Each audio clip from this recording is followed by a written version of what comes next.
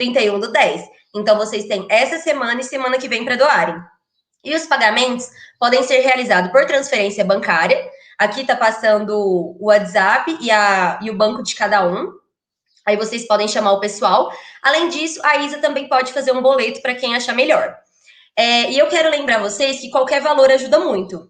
Outra coisa é postar uma foto no Instagram mostrando que você está assistindo a palestra com um insight. É só marcar o @cgep.ftm e vocês também podem marcar a Ana, nossa palestrante de hoje, com o @anafontesbr. Os insights, eles estão sendo recebidos para a gente formar nossa nuvem de insights do manual de bordo. E o manual de bordo está sendo atualizado diariamente com as informações do evento. Os insights de ontem, inclusive, já estão lá. Não deixem de acessá-lo. Outra coisa que eu gostaria de anunciar agora para vocês é uma coisa bem bacana. O ganhador do livro que o Thiago nos presenteou na segunda-feira. Quem será? Foi o Gustavo Hilário com um insight. O mundo muda diariamente de maneiras imprevisíveis. Você vai chorar ou vender lenço? Parabéns, Gustavo! E eu gostaria de avisar também que no final da palestra de hoje eu tenho mais uma novidade. Então fiquem bem ligadinhos. Queria relembrar vocês também que haverá um momento final para as perguntas, mas vocês podem enviá-las a qualquer momento no chat. E tem um limite de tempo para essas perguntas. Então, a gente vai selecionar algumas, caso tenham muitas, para não exceder o tempo. E agora, gente, é com muita honra e com muita felicidade que eu venho anunciar a nossa palestrante do terceiro dia de CEGEP Online, Ana Fontes. Ela é empreendedora social, foi eleita pela Forbes uma das 20 mulheres mais poderosas de 2019 e pelo LinkedIn como Top Voices 2020, com o tema empreendedorismo feminino. Bem-vinda, Ana! Que delícia! Ai, muito obrigada pelo convite. A gente está até combinando o cenário quase, eu e você. Tá vendo? Os tons estão muito parecidos. Estou bem feliz de estar aqui com vocês. Espero que tenham muitas perguntas. Espero poder incentivar e inspirar vocês com a minha história e falar um pouco sobre atitude empreendedora, que eu acho que é fundamental para todo mundo. Estou muito feliz de ter dado certo, da gente conseguir fazer essa conversa. E vamos lá para o nosso bate-papo, Raida. Estou adorando. Ai, também estou muito feliz, Ana. Já te falei que sou uma grande fã, né? Então é uma grande honra ter você com a gente na CEGEP. E bom, vamos começar. Eu vou contar um pouquinho da minha história para vocês. Vou fazer uma apresentação, mas não quero que vocês fiquem presos na apresentação. Façam perguntas. Eu gosto muito de falar sobre a minha história, não para poder falar de mim, mas para falar dos desafios, né, dos obstáculos que eu fui superando durante toda essa minha jornada.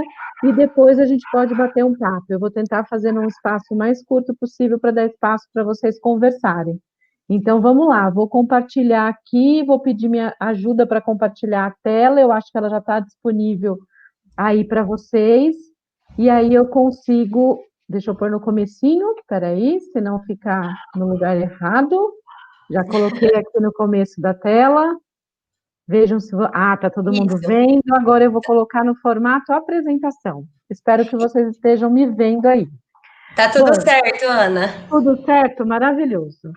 Então, vamos falar um pouquinho sobre atitude empreendedora, que muitas vezes as pessoas acham que quando a gente fala de atitude empreendedora, a gente está falando sobre abrir negócio ou ter negócio. E eu vou mostrar para vocês aqui um pouco da minha jornada, que a atitude empreendedora não tem a ver só com abrir negócio, mas tem a ver com a forma que a gente olha as coisas que acontecem à nossa volta e a forma com que a gente se relaciona, principalmente com os problemas que tem à nossa volta. Bom, eu sou essa pessoa, eu nasci numa cidade super pequenininha, na época não era nem uma cidade, era um povoado, que se chama Igreja Nova, no sertão de Alagoas. Eu nasci numa família de 10 filhos, meus pais gostavam muito de ter filhos, a gente brinca até hoje com a minha mãe sobre isso, e eles tiveram 10 numa época muito difícil, em que as pessoas, que os nordestinos que tinham a sua vida lá bastante afetada pela seca, era uma situação complexa. Essa foto que vocês estão vendo hoje de Igreja Nova, que é essa cidade que eu nasci, é uma foto bem recente, não condiz com o que era a época, em 1970. E aí eles fugindo de uma situação de seca, de dificuldade, de falta de condição para poder conseguir fazer alguma coisa e sustentar essa quantidade maluca de filhos, eles fizeram, eu digo que o primeiro empreendimento, né? Duas pessoas extremamente sem acesso, sem instrução, semi-analfabetas, decidiram sair do sertão de Alagoas numa viagem de 3 dias. Eu falo que isso é a atitude empreendedora maior que essa, é impossível. Numa viagem de 3 dias, e aí eles escolheram uma cidade para a gente morar. Na época, eles escolheram a cidade de Diadema, não sei se parte de vocês conhece a cidade de Diadema, foi na época considerada uma das cidades mais violentas do Brasil, então eu passei a minha vida inteira lá, eu morei em Diadema até 26 anos, quando eu me casei, hoje eu moro em São Paulo, bem pertinho de Diadema, cerca de 15 minutos, e minha família toda continua morando em Diadema, só eu e um irmão meu moramos aqui pertinho em São Paulo. E eu brinco também que meus pais tiraram a gente da frigideira, né, porque era uma situação difícil, de seca, uma falta de condição de vida, e jogaram a gente no fogo, porque Diadema era uma cidade bastante complicada, né, era uma cidade que tinha um crescimento desordenado, muitas pessoas realmente vinham do Nordeste para tentar a vida, era uma cidade, era e ainda é uma cidade industrial, então por isso que ela atraía muitas pessoas, muitos nordestinos, para poder buscar emprego. Meu pai veio à frente com os meus dois irmãos maiores e minha mãe veio um mês e meio depois com os irmãos menores, o que não tem nenhum senso, mas foi a decisão que eles tomaram na época, né? Minha mãe veio sozinha com uma criança menor, que era o meu irmão de 6 anos, eu tinha 4, e o irmão mais velho, 10 anos e pouco. E meu pai tinha vindo um mês e meio antes para poder alugar casa, tentar achar uma coisa, uma vida um pouco melhor. Quando eu conto essa história e eu relaciono essa história à atitude empreendedora, eu não estou querendo dizer para vocês que é para romantizar situações de desafio e situação de desigualdade, mas é para mostrar de forma clara, né, para as pessoas que nós vivemos sim no sétimo país mais desigual do planeta, ou seja, onde as pessoas não têm o mesmo nível de oportunidade, nem as mesmas condições de acessar essas oportunidades. Então, é importante a gente mostrar para poder a gente conseguir entender o que está à nossa volta. E isso tem absolutamente toda a relação com a atitude empreendedora. Bom, naquela época, eu acho que hoje ainda é um pouco para a realidade de vocês. Essa sou eu aqui, essa fotinho bem fofinha, com 20 e poucos anos, com o canudo da graduação na mão, cheia de sonhos e interesses pela vida, querendo pensar o que eu ia fazer. E na época, o que era a definição de chegar lá, a definição, entre aspas, de sucesso para as pessoas era você conseguir fazer uma faculdade, porque era a minoria da minoria da minoria que conseguia fazer uma faculdade. Era muito privilégio você ter acesso à educação de ensino superior. Né?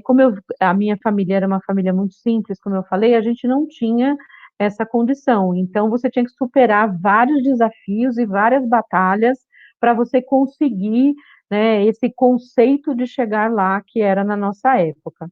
A minha primeira faculdade, eu me formei em publicidade e propaganda, foi muito difícil pagar a faculdade, eu juntava recurso para poder 2, 3 meses, para poder pagar um mês. Eu trabalho oficialmente desde os 14 anos, com carteira registrada, mas já trabalhava desde os 11 anos, ajudando vizinha, limpando casa, olhando criança, porque era essa a realidade que era possível. Mais uma vez, não romantizando situação difícil, mas importante da gente mostrar. Né? Essa primeira faculdade que eu fiz, além dessa dificuldade de não conseguir fazer o pagamento, né, não ter recurso para pagar, porque na época não tinha FIES, não tinha ProUni, não tinham programas de apoio para que as pessoas tivessem acesso ao ensino superior. Quem tinha acesso ao ensino superior ou era a classe média, que tinha condição de fazer um colégio mais forte para poder entrar numa escola pública, o que é um total contrassenso, e a classe mais pobre tinha que tentar de alguma forma, entrar numa universidade particular para conseguir minimamente o ensino superior. Então, eram esses os meus desafios.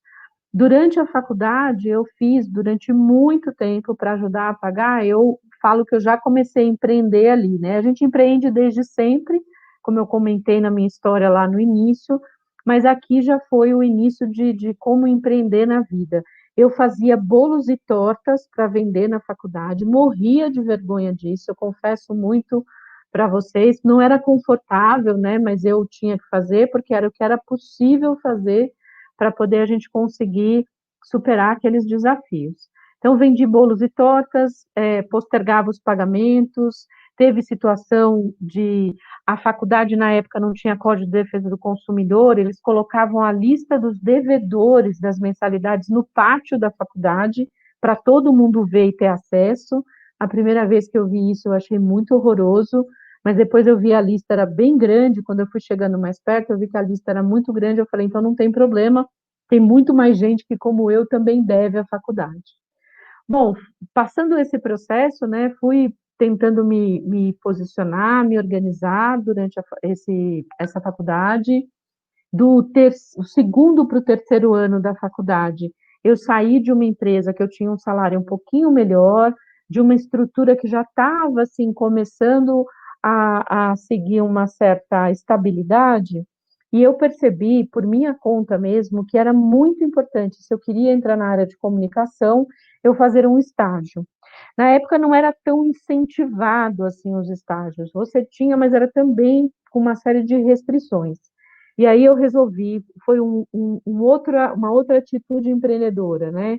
Mesmo diante do incerto, eu resolvi pedir demissão dessa empresa que eu trabalhava e eu fui selecionada para um estágio, na época, na Auto Latina, que era a junção da Ford e da Volkswagen, que foi uma época, uma junção para eles virarem uma única empresa, e aí eu fui fazer estágio lá.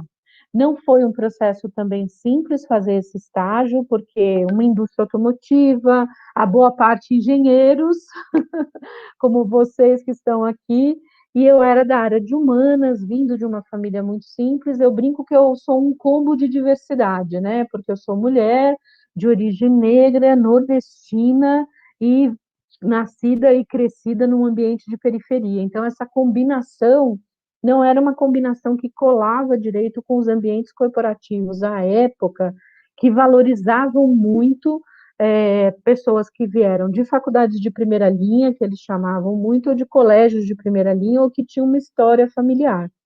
Né? Então, eu tinha todos esses, além dos desafios convencionais de qualquer pessoa, eu tinha todos esses desafios adicionalmente para superar, né? Mas mesmo com tudo isso, eu consegui. Eu fui a única estagiária no ano que eu comecei, que eu terminei a minha faculdade, eu fui a única estagiária que conseguiu ser efetivada na época, não efetivada como funcionária, mas como contratada. O meu gestor na época fez uma manobra lá, super um esforço para conseguir me contratar, foi muito importante para mim. Durante 4 anos eu fiquei trabalhando nessa função com uma empresa contratada, e depois eu saí de lá da Volkswagen, eu quis ter uma experiência numa agência de propaganda e comunicação, eu tive essa experiência e depois voltei, porque a Autolatina, a Volkswagen e a Ford se separaram, e à época as duas me convidaram para voltar e trabalhar. E aí, por fim, eu acabei fechando com a Volkswagen e voltei a trabalhar na Volkswagen. Construí uma carreira na Volkswagen, construí uma história lá. Eu trabalhei durante 18 anos no total na companhia, fiz parte de várias áreas, trabalhei em marketing, vendas, comunicação, propaganda, eventos. Então, eu tive várias passagens. Não foi um processo fácil, porque durante muito tempo não tinham outras mulheres executivas. Durante 4 ou 5 anos, eu fui a única mulher executiva na vice-presidência de vendas e marketing da Volkswagen. Então, eu olhava para os lados, eu não tinha outras referências, mas mesmo assim, eu fui tentando e buscando os meus caminhos, tentando fazer sempre o meu melhor, e eu acho que aqui vai uma dica muito importante para vocês. Mesmo com todas essas dificuldades, com todos esses desafios, eu sempre busquei, eu sempre tive uma cabeça de solução. O que eu podia fazer para poder superar, né, aqueles desafios? Então, por exemplo, quando me falavam, você não tem uma faculdade de primeira linha, eu fui fazer, na época, uma pós-graduação, juntei dinheiro e fiz uma pós-graduação na faculdade que era a mais bem considerada em marketing e comunicação, que era a ESPM. Acho que é hoje ainda mais considerada, e eu fiz uma pós para poder superar e tirar esse tiquezinho que as pessoas colocavam, né? Você não fez uma faculdade de primeira linha. Tá bom, então eu fui lá e fiz uma pós-graduação. Você não fala inglês. Esse foi um ponto muito importante. Durante várias vezes eu tive dificuldade em superar, né, ou conquistar outras coisas, porque o inglês fazia muita diferença para mim. E não sei quem de vocês fala inglês, enfim, mas para quem vai aprender inglês adulto é sempre muito difícil, não é um processo fácil. Então, eu aprendi inglês adulta, tive uma experiência fora, também pagando do meu bolso, com muita dificuldade, tive um processo bem diferente, né, do que a maioria das pessoas que estuda inglês ainda criança ou na escola, e eu tive que buscar isso, tive que ir atrás para poder tirar também essas barreiras e esses desafios para dar um passo para frente na minha carreira. Bom, feito isso, estava completo aí o kit que está na foto que vocês estão vendo, né? Então, eu fiz a faculdade, eu estava trabalhando numa grande corporação, que era o conceito de sucesso na época, né? Trabalhava na Volkswagen, eu constituí minha família, eu tenho hoje, sou mãe de duas meninas, elas não estão aqui nesse tamanho, a mais velha tem 18 e a mais nova tem 12 anos, então já mudou bastante essa foto, eu preciso até atualizar essa foto, mas, enfim, esse era o conceito de chegar lá, né? Então, eu cumpri esses 18 anos, passei por vários perrengues, várias discriminações. Eu podia ficar falando com vocês aqui algumas horas sobre isso, mas eu acho que não é esse o objetivo. Acho que é importante a gente falar sobre essas atitudes que a gente tem frente às adversidades, ou seja, frente às dificuldades que a gente enfrenta. Bom, superado tudo isso, em 2007, eu tomei uma das decisões mais difíceis da minha vida. Não foi uma decisão fácil, não foi uma decisão que aconteceu da noite para o dia. Eu já era executiva lá na Volkswagen, já tinha superado todos esses desafios que eu falei para vocês, né? Tipo, tirando da frente as coisas que as pessoas falavam que eu não tinha e tentando arrumar soluções para que a minha carreira e a minha história conseguisse se desenvolver. Mas aí no ano de 2007 eu resolvi pedir demissão, né? Mesmo com toda uma história de ser executiva, ter um pacote de benefícios super atraente, ter plano de saúde, enfim, ter carro. Como eu trabalhava numa montadora, eu tinha direito a 2 carros por ano para poder usar, né? Então tudo isso fazia, claro, muita diferença e brilhava os olhos. Mas eu já estava naquela fase, eu estava com 40 anos à época, eu estava naquela fase que eu queria olhar para frente, olhar para o futuro e ver outras coisas diferentes daquilo que eu estava vendo. Então, eu fiz esse novo salto de fé, que a gente chama no mundo dos empreendedores. Por que salto de fé? Porque você está partindo para alguma coisa que você não sabe efetivamente o que vai ser, que você não sabe o que vai acontecer, você não tem nenhum planejamento, nenhuma perspectiva à frente. Então, eu pedi demissão em dezembro de 2007, eu assinei a minha demissão da Volkswagen, dia 3 de janeiro de 2008, e nesse mesmo ano, depois aconteceram algumas outras coisas, mas não vou entrar no mérito, nesse mesmo ano, no final de 2008, eu passei a pensar, junto com outros 2 amigos, a gente começar a empreender e começar a criar um negócio. É importante falar para vocês que hoje nós estamos em 2020, e empreendedorismo não, assim, hoje é muito mais glamouroso, as pessoas falam mais, tem muitas entidades de apoio aos empreendedores, mas na época as pessoas não falavam nem de empreendedorismo, nem de abrir negócio, nem de mulheres, nem de causas sociais, muito menos disso. Então, foi muito difícil, né, para a gente conseguir constituir um negócio, mesmo eu e esses meus 2 amigos, tendo vindo do ambiente corporativo, com experiência e tudo mais. Através desse primeiro negócio, eu fui escolhida para participar de um programa social que se chama 10 mil mulheres. Era um programa que selecionava mulheres que tinham pequenos negócios para ensinar gestão, modelos de negócio, Quem aplicava aqui no Brasil era a Fundação Dom Cabral e a Fundação Getúlio Vargas. Eu fiz na Fundação Getúlio Vargas.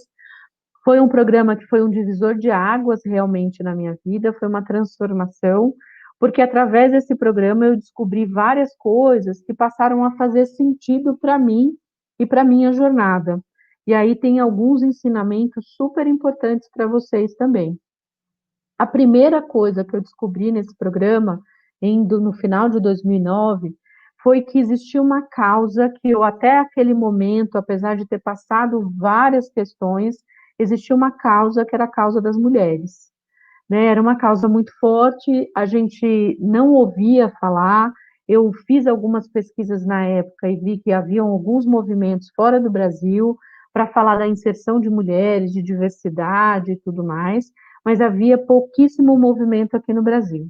Então, essa foi a primeira descoberta, né, que existia a causa das mulheres. E o nome, a expressão mulheres, aqui no meu slide, tem uma razão de ser, ela está maior e com maior destaque, exatamente porque foi isso que passou a me mover a partir dessa época.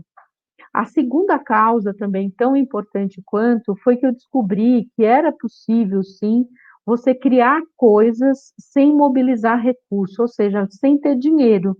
Existe um conceito no nosso ecossistema empreendedor, no nosso ambiente, que as pessoas falam que só dá para construir coisas se você tiver dinheiro. E não é possível você construir alguma coisa mesmo sem você ter recurso. Esse é um ensinamento muito importante para vocês também. A terceira coisa, tão fundamental quanto, foi que eu descobri que as pessoas amam colaborar. Todo mundo falava para mim, Ana, imagina, é impossível você criar alguma coisa baseado em colaboração, baseado em voluntariado. As pessoas falavam que isso não existia. O conceito de negócio social, à época, também não existia, né? O conceito do Yunus, do Muhammad Yunus, que é o prêmio Nobel, que criou o Grameen Bank na Índia, é um conceito que hoje é mais difundido, é mais claro para o mundo, mas à época ninguém sabia sobre o que era um negócio social. E mesmo assim eu insisti em fazer alguma coisa de forma colaborativa, também aproveitando e estando junto com vários voluntários. E a quarta coisa, que também foi muito fundamental, foi descobrir que o Brasil é muito maior do que São Paulo. As pessoas têm uma noção, né, de que São Paulo é assim, o centro do universo. E não, nesses meus 13 anos como empreendedora, o que eu vejo de pessoas profissionais, empreendedores, gente de todas as áreas, criando coisas absolutamente incríveis no Brasil inteiro, e as pessoas só falam muito de São Paulo ou das capitais. Isso, para mim, foi uma descoberta muito importante. Eu acho que é bem importante a gente falar sobre isso também. E aí, são só 2 slides, o porquê que eu escolhi, né, investir nessa causa especificamente das mulheres. Não vou entrar em todos os dados aqui, vou dar só alguns elementos para vocês entenderem as minhas motivações, fora a minha história própria pessoal, né? Fora o fato, como eu já falei para vocês, de eu ser mulher, nordestina, com toda aquela situação que eu já contei. Né? O que, que me motivou? Me motivou o entendimento de que mulheres são mais da metade da população do planeta, né? É muito comum a gente ouvir que as minorias, as mulheres, né? Mas essa frase não é coerente, né? Porque nós somos, sim, minorizadas, mas não somos minoria. Nós somos, hoje, 51,5% dos cidadãos, das pessoas que vivem no nosso planeta, dos 7,5 bilhões de pessoas. Fora isso, tem um outro fato bem importante, que é o fato de que as mulheres influenciam mais de 80% das decisões de compras de uma família. Ou seja, o bairro onde vai morar, que tipo de marca de produto e alimento vai dentro de casa, que tipo de roupa, quais são os posicionamentos, isso normalmente, esses dados, gente, não sou eu que estou falando da minha boca, esses dados são pesquisas, tá? Depois, se vocês quiserem acessar, dá um Google lá, vocês vão ver que isso são dados de pesquisa. O segundo dado é da pesquisa Nielsen, o primeiro dado é só vocês olharem a PNAD do planeta, vocês vão olhar para isso. E o terceiro item mais importante também é que as mulheres são quase 50% dos pequenos negócios. Aqui, o Brasil é um dos países onde as mulheres mais empreendem. As motivações a gente pode discutir numa outra palestra, mas nós somos quase metade dos pequenos negócios. Então, isso é de um lado, por que que eu escolhi as mulheres? E do outro lado, por que que essa causa, para mim, é tão importante? Porque esta causa virou um negócio social para a Ana Fontes e para mim como empreendedora. Primeiro, porque nós estamos subrepresentadas em ambientes de poder. De um lado, nós somos a maioria, somos metade dos pequenos negócios, nós decidimos as coisas, mas do outro lado, nós estamos nos ambientes de poder na mais absoluta minoria. Para vocês terem uma ideia, alta liderança em ambientes corporativos, nós só somos 11% dos cargos de alta liderança. Nós somos 10% na política, nós somos 8% no ambiente jurídico, nós somos representadas na propaganda de uma forma bastante ruim, super estereotipada, né? Sempre mostram a mulher no lugar de cuidado ou no lugar de objetificação, né, como objeto de consumo. E também temos um desafio enorme, que esse sim, vocês todos que estão aqui me ouvindo, né, tanto homens quanto mulheres, quando eu falo da questão de inclusão de mulheres, eu não estou falando de supremacia feminina, as pessoas confundem muito isso. Eu estou falando de direitos e oportunidades iguais para homens e mulheres. Então, hoje, para vocês terem uma ideia, a participação de meninas na área de STEM, vocês devem com certeza saber, que é a sigla em inglês para Ciência, Tecnologia, Engenharia e Matemática, no Brasil, se você pegar as estatísticas dos últimos 20 anos, esse número vem caindo ano a ano. E o que isso significa? Significa que as meninas não se reconhecem, não veem representatividade nessas carreiras e por isso elas não almejam, em alguma medida, essas carreiras. E o que a gente tem que fazer para mudar essa realidade?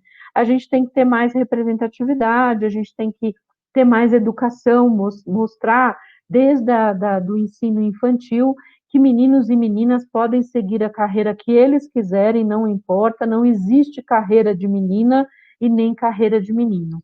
E, mais uma vez, é importante também a gente ressaltar que quando a gente fala de diversidade também, quando a gente fala de diminuir o machismo, a gente fala também de melhorar a condição de vida dos homens, porque o machismo ele não afeta só as mulheres, ele afeta também em medidas muito ruins os homens, porque coloca também o homem numa outra caixinha, do mesmo jeito que ele coloca a mulher na caixinha do cuidado, ele coloca o homem naquela caixinha de que tem que ser o forte, tem que fazer tudo, não pode chorar, não pode isso, não pode aquilo. Então, por isso que é importante a gente falar disso e educar as pessoas para falar dessa questão. E aí, justificando porque eu escolhi a causa das mulheres, aqui para vocês entenderem, não vou me aprofundar, porque não é o objetivo, o porquê que, contando essa história para vocês, eu passei a atuar em relação a essa causa.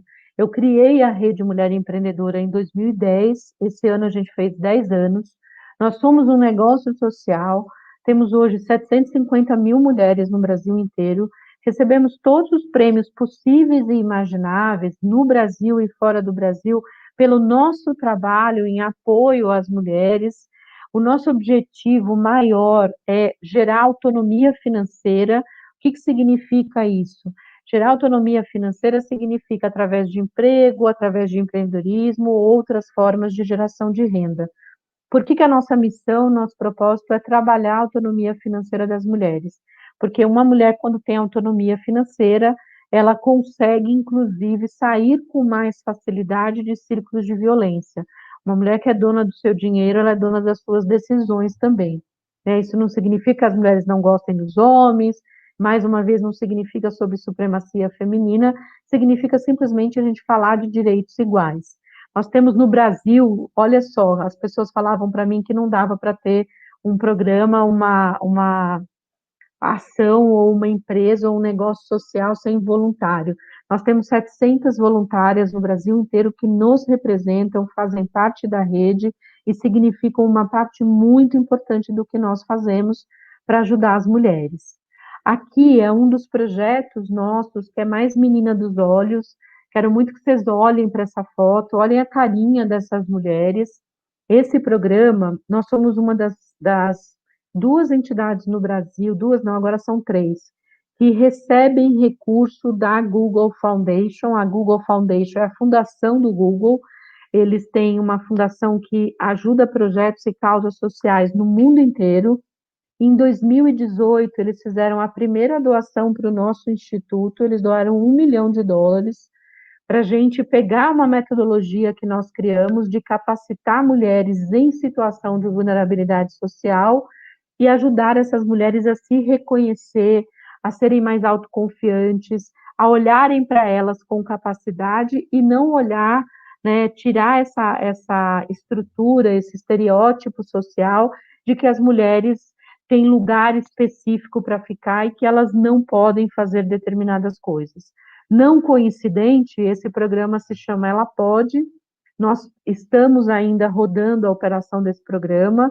Ele vai até agora, dezembro de 2020, na primeira fase, e nós, esse ano, já recebemos um segundo aporte do Google para um outro projeto, que chama Potência Feminina, onde nós vamos trabalhar com mulheres e meninas de 10 comunidades do Brasil inteiro, e eles fizeram uma segunda doação de US$ 1,5 milhão agora na pandemia, para a gente pegar esse projeto e em 2 anos ajudar 50 mil mulheres no Brasil inteiro a abrir negócio, a aprender sobre tecnologia e a aprender como buscar emprego. Nós vamos ensinar empregabilidade, tecnologia e como criar negócio.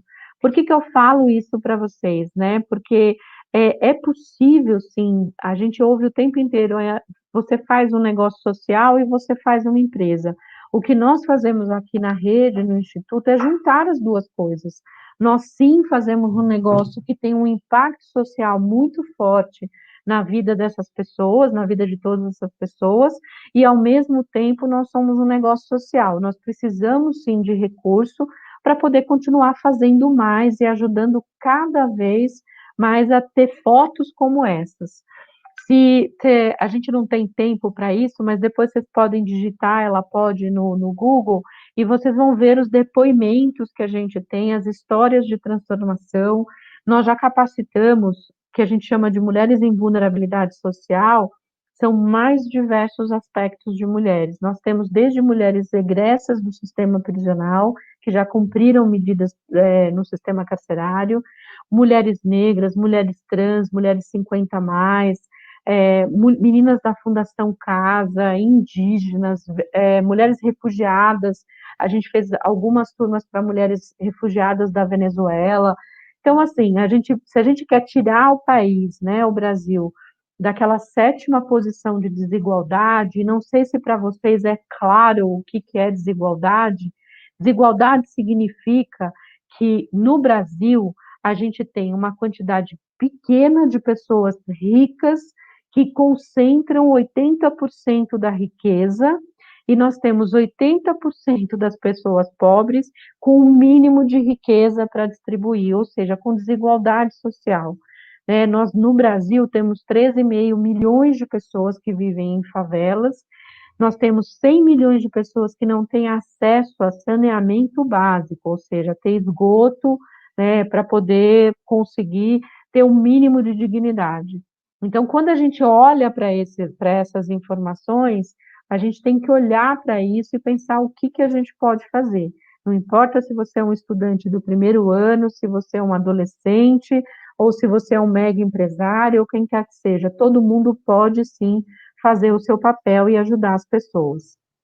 E aí, para ir caminhando para o final, para dar espaço para perguntas, eu estou aqui olhando no relógio para ver se eu não perco o meu tempo. O que para mim, resumindo, é a atitude empreendedora. E eu acho fundamental para vocês. Depois anotem, tirem fotos, se vocês quiserem, desse slide. Para mim é muito importante toda essa trajetória que eu fiz até agora, o que sempre para mim foi fundamental. E depois, estudando e olhando outros empreendedores de sucesso, outras pessoas que são conhecidas ou que são reconhecidas até mundialmente, eu vi que elas também têm esse perfil e essas atitudes em relação à vida. Primeiro, para vocês, é muito importante vocês terem autoconhecimento.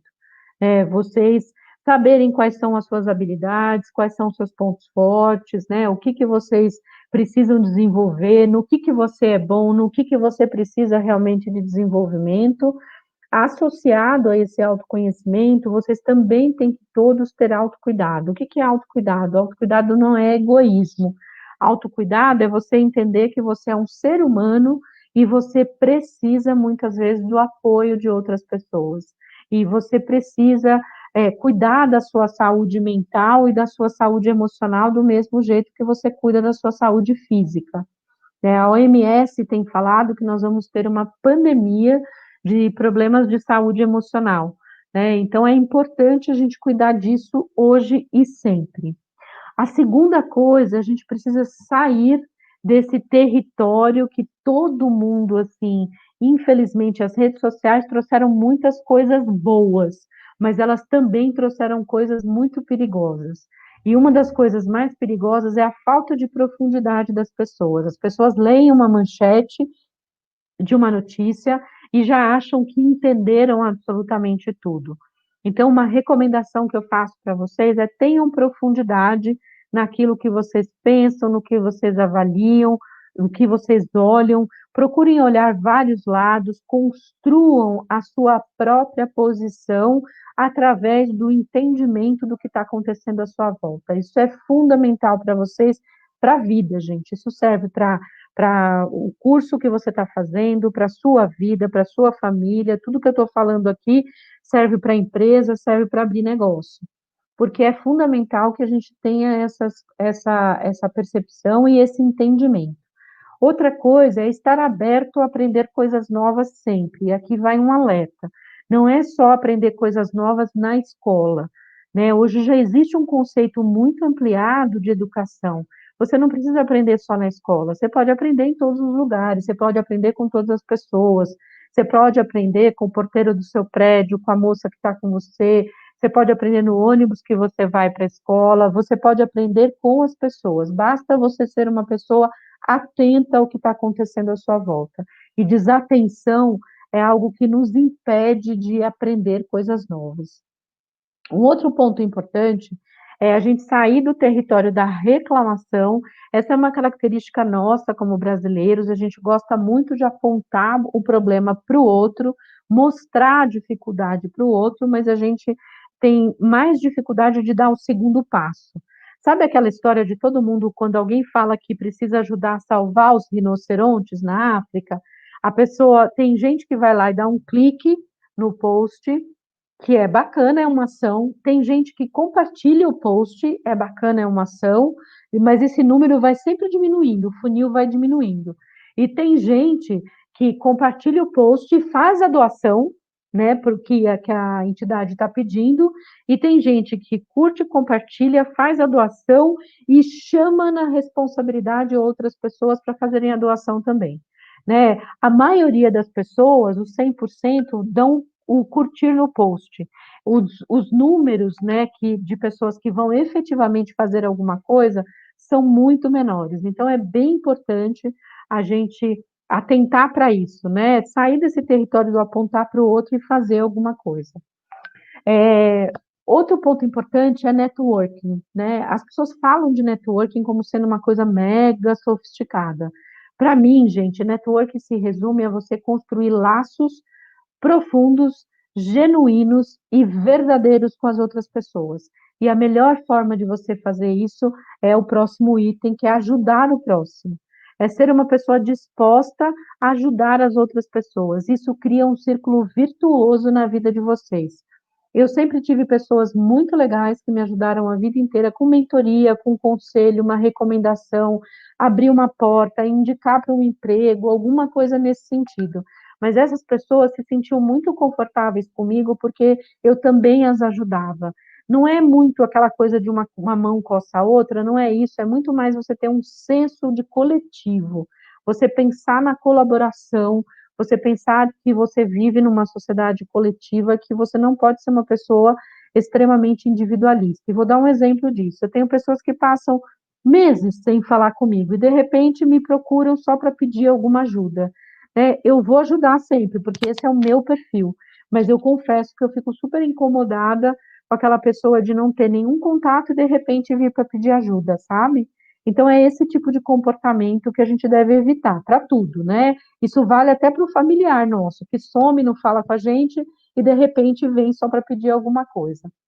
E a outra coisa é você ter equilíbrio, né? Equilíbrio entre tudo isso.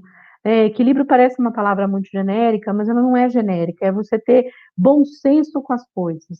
Nem você ser uma pessoa extrema de um lado, nem do outro. Ainda mais hoje, né, nos tempos de hoje, que a gente está falando de extremismos em todos os lugares. E eu vou dar um exemplo meu, né, que eu fui aprendendo também. Eu tenho 54 anos, mas não tenho nenhuma vergonha de falar que eu aprendo todos os dias. Eu tenho muita gente nas redes sociais, e como eu tenho muita gente nas redes sociais, eu tenho muitos haters. Isso faz parte do processo de redes sociais.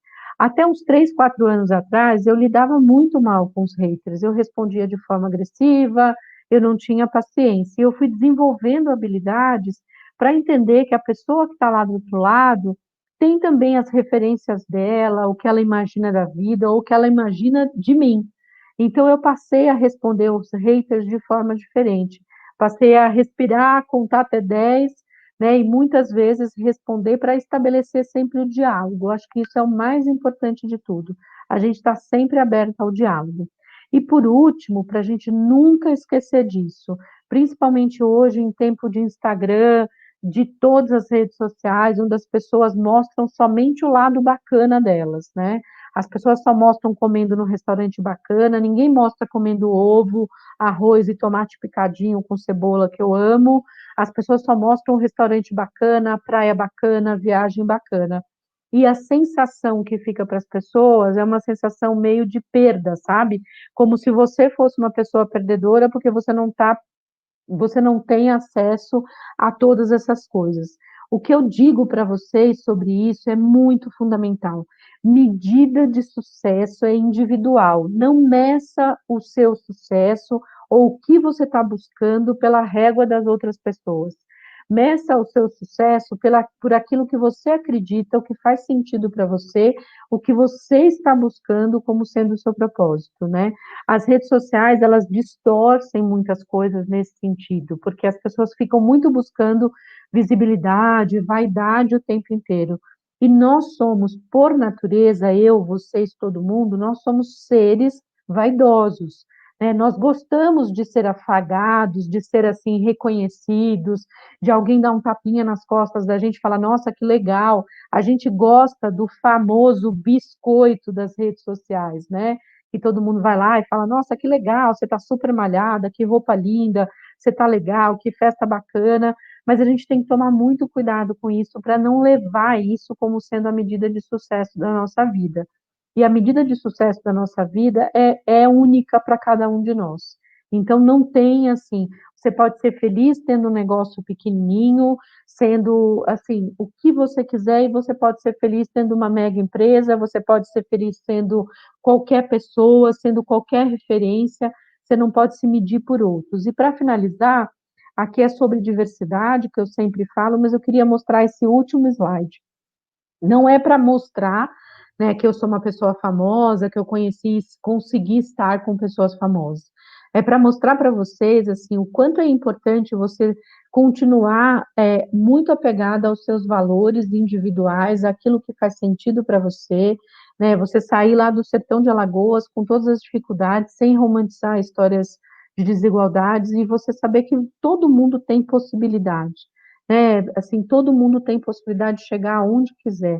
Eu acho que faz muito sentido a gente pensar nisso. Eu tive oportunidades absolutamente incríveis na minha vida, agradeço todos os dias essas oportunidades, desde conhecer a Malala 2 vezes, estou quase BFF dela, brincadeiras à parte, até conhecer a mulher mais poderosa do mundo e jantar junto no mesmo ambiente que ela, que é a Angela Merkel, enfim. Eu acho que o importante é a gente ter clareza e ter noção de que a gente não deve se comparar com ninguém, e cada jornada é uma jornada, e é isso que faz sentido para todos nós. Aqui ficam os meus contatos, eu sou nas redes sociais, Ana Fontes BR, em todos os locais, só para vocês saberem. Eu vou fechar aqui, interromper o meu compartilhamento, e deixar aberto agora para a gente conversar sobre as perguntas, e se vocês tiverem algumas perguntas, eu acho muito importante falar sobre essa temática para vocês que são estudantes, que são pessoas que estão começando, né, começando uma vida diferente, né, porque vocês estão adultos. Acho fundamental a gente entender esses pontos, né? Que quando a gente fala de diversidade, a gente está falando de inclusão, de economia, de inovação. Quando a gente fala de inclusão, a gente está falando num país super desigual, que é o que a gente vive. Quando você fala de empreendedorismo, né? A gente pode sim, através do empreendedorismo, resolver vários problemas reais que a gente tem na nossa sociedade. Eu super acredito no empreendedorismo como uma ferramenta de transformação.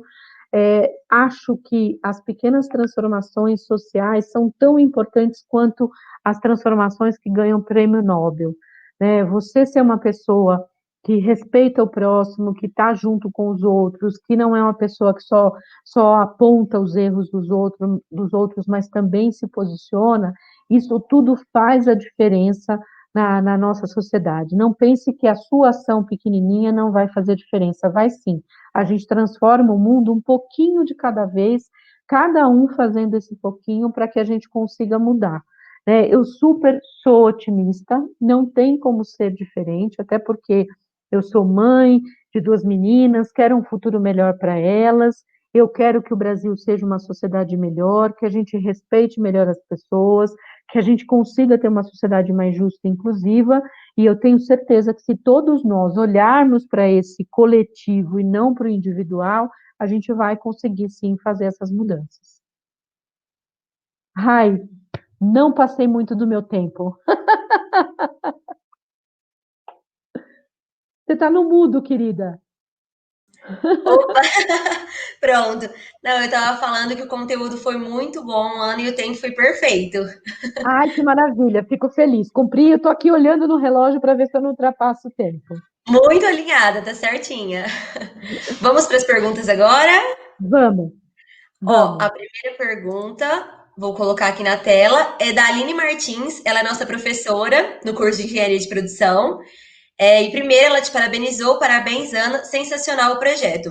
Duas dúvidas. Primeira, como a empresa gera renda somente através de aportes ou ela tem alguma outra fonte de retorno? E a segunda é como é possível se voluntariar para ajudar no projeto?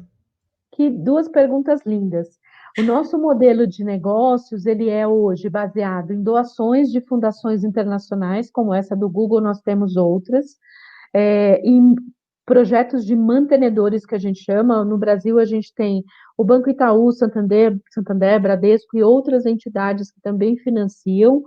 A gente não cobra das participantes, a gente decidiu por esse modelo de negócios há algum tempo atrás, a gente acha que o nosso trabalho, a nossa função e missão é ajudar essas mulheres e não cobrar coisas delas, e por isso nosso modelo de negócio ele se concentra basicamente em captação de recursos, seja através de patrocínios, editais, tanto nacionais quanto internacionais. Então, respondendo a primeira pergunta. E respondendo a segunda pergunta, eu adoro quando tem gente que quer ser voluntário, ou manda mensagem para mim no meu LinkedIn, que eu mando o link para vocês, ou eu mando aqui agora o link de como fazer parte da rede, eu coloco aqui no chat privado, ou então me acessa através do meu LinkedIn, ou então entra no site da rede, que é o www.rme.net.br, e manda uma mensagem falando que você quer ser voluntário. Eu vou pôr aqui o e-mail de contato também, está no chat privado, não sei se eu consigo mandar de forma aberta para vocês, e aí eu mando como fazer para ser voluntário. Ana, o pessoal vai colocar lá no nosso, no Doit, onde está passando a apresentação, tá? Então, tá Maravilha. aí no chat, pessoal, como se voluntariar no projeto. Não percam essa oportunidade. Vamos para a próxima pergunta? E também tá aqui Vamos. na tela, ó. Ai, que maravilhoso. A próxima pergunta eu achei muito legal, é da Nath Mariotti. E ela perguntou: Ana, como explicar para pessoas que têm a mente fechada que, apesar das inúmeras conquistas alcançadas até agora, ainda estamos longe de atingir a igualdade entre homens e mulheres?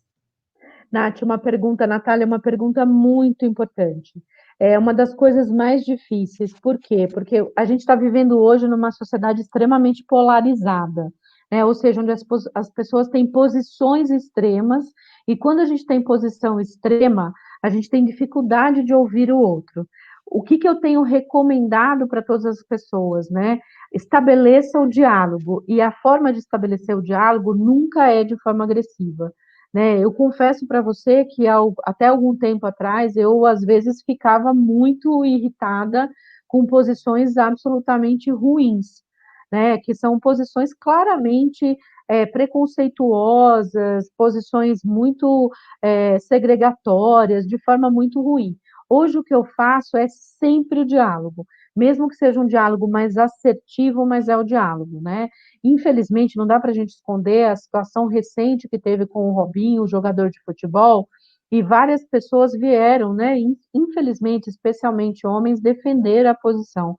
E eu sou muito clara, né? Eu não dialogo quando quem defende crime. Crime não tem diálogo. Estupro, violência doméstica, assédio moral, assédio sexual, eu não dialogo com quem defende posições criminosas.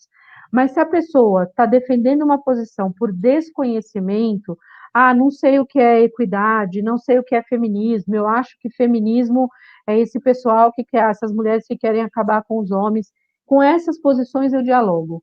Eu falo, olha, vamos entender, aí eu explico com dados, com informações, né? Claro, tentando sempre manter o diálogo. Às vezes não dá, às vezes as pessoas têm posições radicais e contra o radicalismo não tem o que fazer, né? Você tem que estabelecer o diálogo Sim. até o momento que a pessoa está aberta a ouvir. Então, eu acho bem importante a sua pergunta, Natália.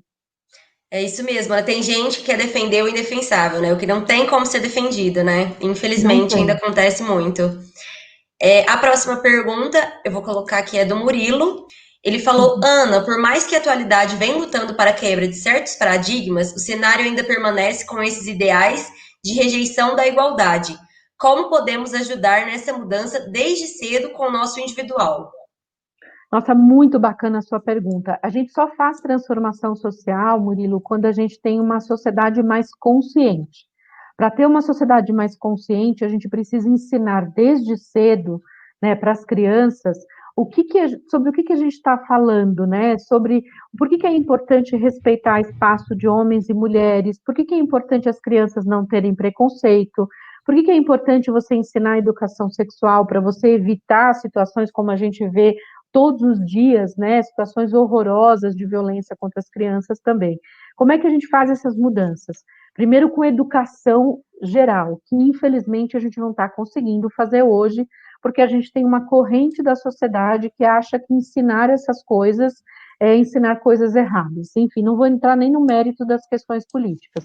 Agora, nós, como indivíduos, podemos sim, no varejo, ou seja, de pessoa para pessoa fazendo mudanças. Como é que a gente faz mudança? A gente pode, por exemplo, vendo uma situação de desigualdade, a gente se posicionar, não ter uma posição neutra, porque quando você tem uma posição neutra, ou quando você não se posiciona, de certa forma você está se posicionando a favor do que está acontecendo errado, entendeu? Então, uma situação super besta.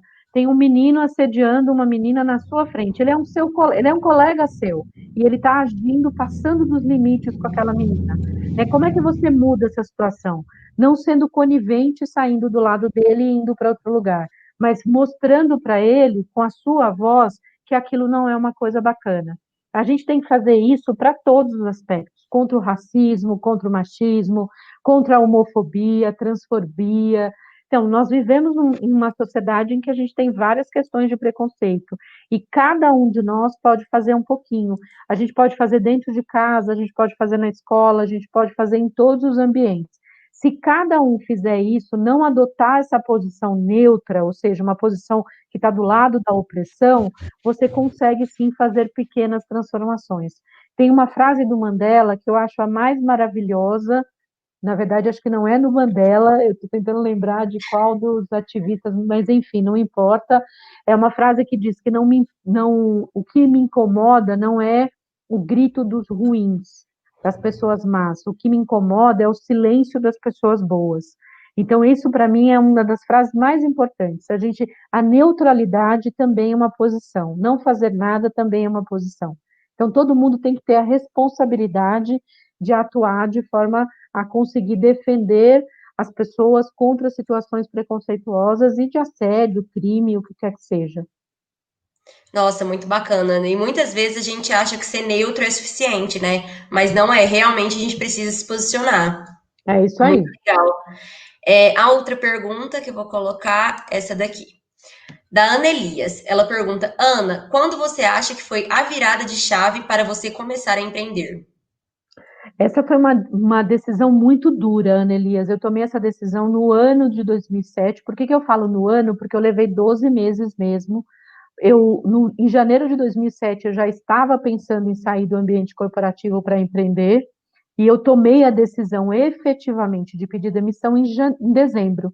Ou seja, eu levei 12 meses para refletir, porque tem impacto financeiro, tem impacto na vida das pessoas. Como eu falei, eu venho de uma família muito simples, e a minha situação financeira impacta na minha família, pai, mãe, irmãos, que eu sempre ajudei durante boa parte da vida. Então, não foi uma decisão da noite para o dia, foi uma decisão muito difícil.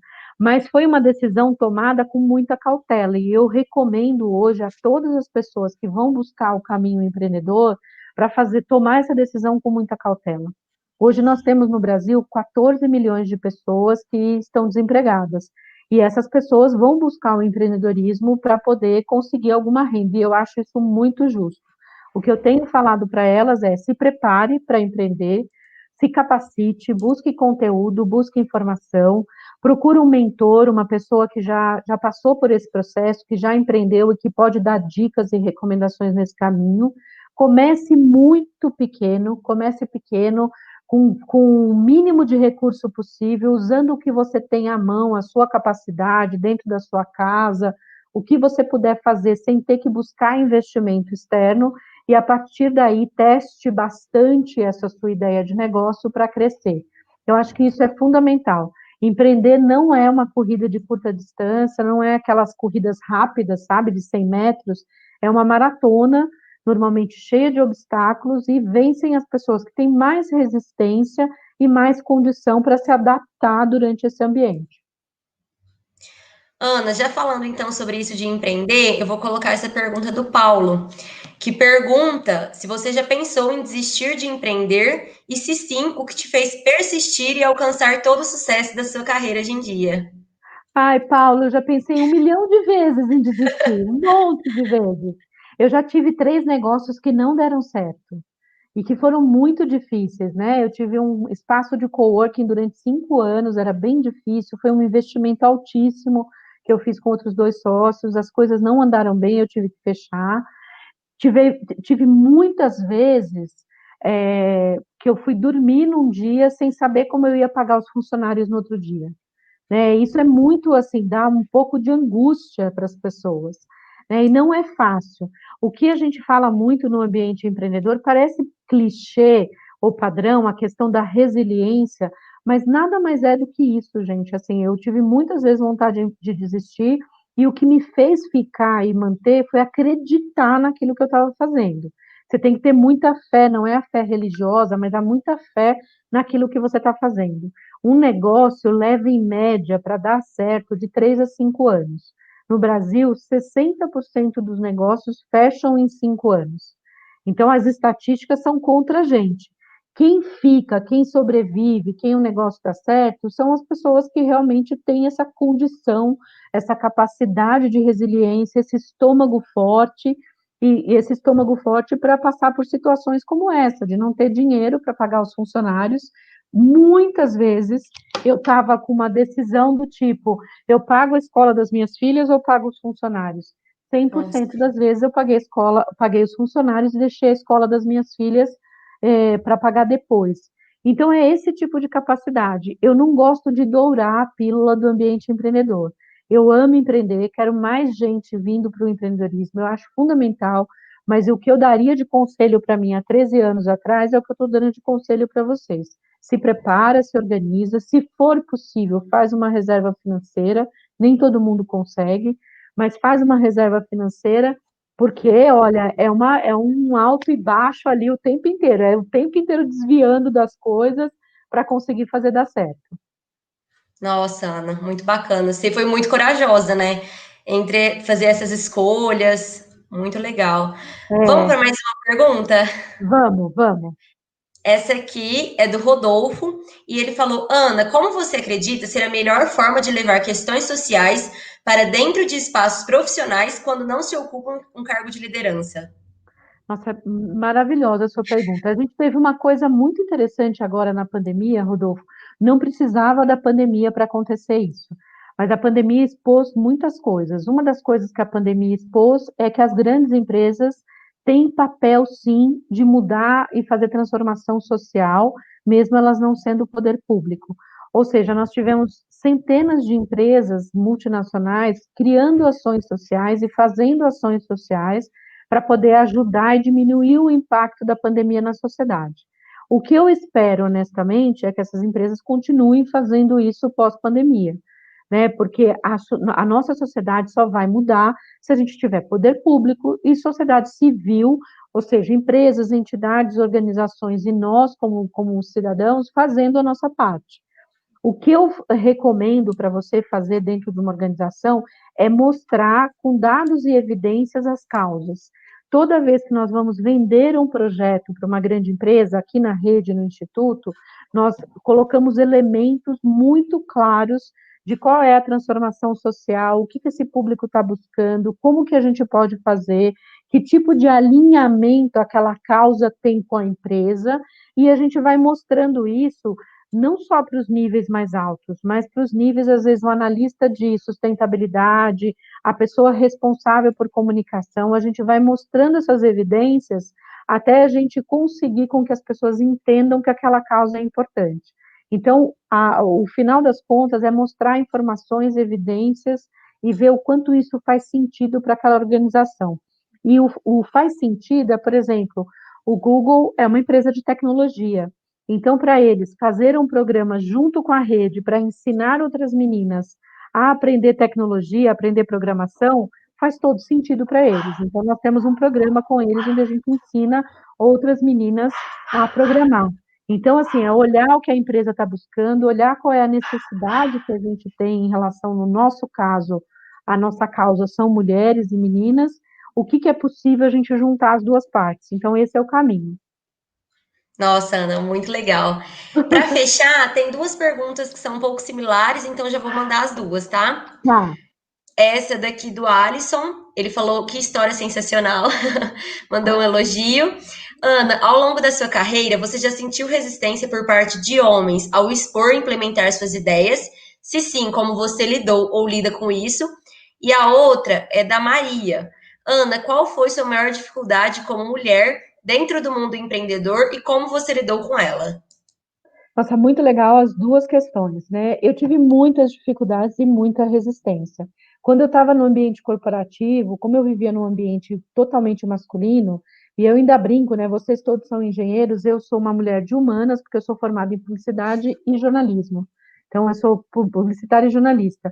E eu trabalhava num ambiente de engenheiros, homens, então eles olhavam para mim e eu era aquela pessoa que era responsável pelo relacionamento com o cliente. Então, eu era uma pessoa meio odiada, às vezes, porque eu levava os problemas, né? Então, os clientes tinham o carro, dava problema, e quando não resolvia e tinham problemas persistentes, era eu a pessoa que tinha que levar nos fóruns de qualidade os problemas do cliente. Então, eu falo que era uma combinação ali de coisas. Muitas vezes eu fui interrompida, muitas vezes eu fui desacreditada, muitas vezes eu tinha, assim, eu ia falar, a pessoa os homens não deixavam eu terminar de falar. Como é que eu resolvia isso? E eu faço isso até hoje. Eu sempre me preparo bastante. Isso é uma coisa ruim, porque os homens não precisam se preparar tanto quanto eu, mas infelizmente isso ainda é a nossa realidade. Eu me preparava muito para as reuniões, gastava mais tempo e mais energia. Eu sempre tinha as informações, os dados, e eu me posicionava. Mesmo quando eu era interrompida, eu sempre fui uma pessoa muito assertiva. Eu virava e falava assim: olha, eu estou terminando o meu raciocínio, eu peço por gentileza que você deixe eu terminar o meu raciocínio. Eu não deixava de falar, eu não deixava o espaço aberto. Então, isso é muito importante, a gente se posicionar. Isso não significa ser agressivo, isso significa ser assertivo. Isso é um ponto muito importante. Sobre a outra questão, né, do ambiente empreendedor, eu já tive inúmeras situações no ambiente empreendedor. Vou dar uma situação muito comum, agora menos, né? Porque minhas filhas estão maiores. Mas era muito comum quando eu entrei no ambiente empreendedor há 13 anos atrás, com duas filhas pequenas, eu ia para os eventos à noite, principalmente eventos de startup. Eu sou investidora anjo também, então eu fazia avaliação de projetos, e as pessoas que me conheciam me perguntavam com quem eu deixei as minhas filhas. E essa pergunta nunca era feita para os homens. Era sempre feita porque eles conheciam, sabiam que eu tinha duas filhas. Ah, com quem ficaram as suas filhas? E era uma pergunta super esquisita, né? Para que eles têm que saber com quem ficou minha filha? No dia que eu estava bem, eu respondi, elas ficaram na rua, com fome, com frio, sem ninguém. Não sei o que aconteceu com elas, eu respondia brincando. Das outras vezes eu falava, elas têm pai, elas estão com o pai. E está tudo bem. Então, esse é o tipo de situação que, infelizmente, a gente vive. Quando a gente vai para o ecossistema empreendedor, principalmente o ecossistema empreendedor, falando de inovação, startups e ambiente de crescimento, ainda é majoritariamente masculino. Ainda é majoritariamente masculino. E eu, o tempo inteiro, é muito comum eu fazer banca de avaliação de projetos de startups, está eu e mais 8 homens que estão fazendo avaliação. Nunca é confortável. Eu brigo, eu encho o saco, eu falo, eu sou sempre aquela pessoa que estou me posicionando, claro, sempre com bastante celeridade, ou seja, não é de uma forma agressiva, mas eu sempre pontuo, eu falo, olha, poxa vida, né? Uma banca de avaliação com 8 homens e só eu, pelo amor de Deus, né? Na próxima, você, por favor, coloca mais mulheres, tem muitas mulheres potentes por aí. Então, é assim que eu enfrento esses desafios no dia a dia. Sempre me posicionando, sempre buscando informação e nunca deixando vácuo, não. Tem que falar. Nossa, Ana, incrível. Eu acho que isso dá pra gente aplicar muito no nosso dia a dia também. Então é muito importante a gente se posicionar, nunca ficar neutro, como você falou. Acho que seu conteúdo foi muito incrível hoje e só tenho a agradecer. Muito obrigada Ah, pela sua participação, pela disposição do seu tempo. estou bem feliz e quero fazer um último convite para vocês. Além de me seguir nas redes sociais, eu coloquei aí o nosso evento anual, que vai ser agora dia 5 e 6 de novembro. É o Fórum RME. Eu coloquei aqui no chat. É o maior, a gente vai ter 30 mil pessoas no evento online. São 2 dias. Tem palestra de tudo quanto é coisa para quem quer empreender, para quem já empreende, investimento anjo, enfim, tem de tudo. Vale a pena vocês participarem, se inscrevam, é gratuito, você acompanha o tempo que você quiser, e eu estou à disposição de vocês. Ai, adorei o papo, achei muito gostoso, estou muito Ana, feliz, me acompanha lá nas redes sociais. pode deixar, suas redes sociais já estão no nosso manual de jornada e agora a gente vai colocar essas informações do fórum e de como participar do projeto também. A gente vai deixar tudo no manual de jornada, então para quem tiver dúvida, acessa lá. Certo? Maravilhoso. Muito obrigada, viu, pela sua participação. A gente ficou muito feliz e honrado. Eu também, fiquei bem feliz. Rai, espero ter ajudado, espero ter dado algumas indicações que façam sentido para todo mundo.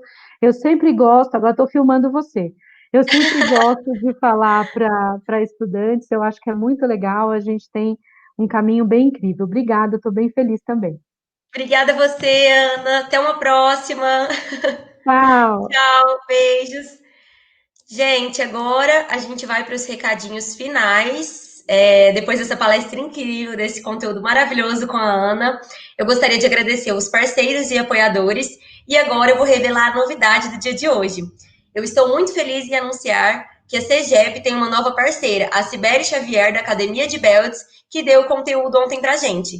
Ela conseguiu uma condição super especial para quem deseja mudar os rumos da sua carreira, se capacitando na formação Green Belt. Até domingo, a Academia de Belts estará com desconto exclusivo para os participantes da CEGEP, R$ 150, além de 4 bônus exclusivos. Um treinamento 5S, um treinamento Kaizen, um treinamento SMED e todas as palestras das 2 edições da Cefep, que é a Semana de Ferramentas de Engenharia de Produção. Então, é isso mesmo que vocês ouviram. Só de bônus serão disponibilizados mais de R$ 1.300, além de 4 certificados pelo preço de um só. O cupom de desconto é CGEP e ele foi enviado no e-mail de vocês, aquele e-mail que vocês usaram para se inscrever no evento. Então, se não tiverem na caixa de entrada, lembrem de conferir a caixa de spam. E uma coisa bem bacana é que 10% do valor vai ser destinado para o nosso projeto social. Então, além de você ajudar o projeto social, você ainda se certifica com um curso super bacana desse. É o treinamento EAD mais completo de Lean Six Sigma do mercado e agora é parceiro da CEGEP. Gente, queria lembrar também que a próxima palestra vai ser da Day Luiz sobre comunicação positiva. É nesse mesmo link, só que você precisa trocar de sala aqui embaixo. Além disso, eu gostaria de agradecer vocês e avisar que a gente vai ter um intervalo de quase 20 minutinhos até a próxima palestra, que começa às 7 horas em ponto, então não percam. E no final dessa segunda palestra, a gente vai ter um sorteio para os participantes que ficarem até o final. É isso, gente. Tchau. Até logo.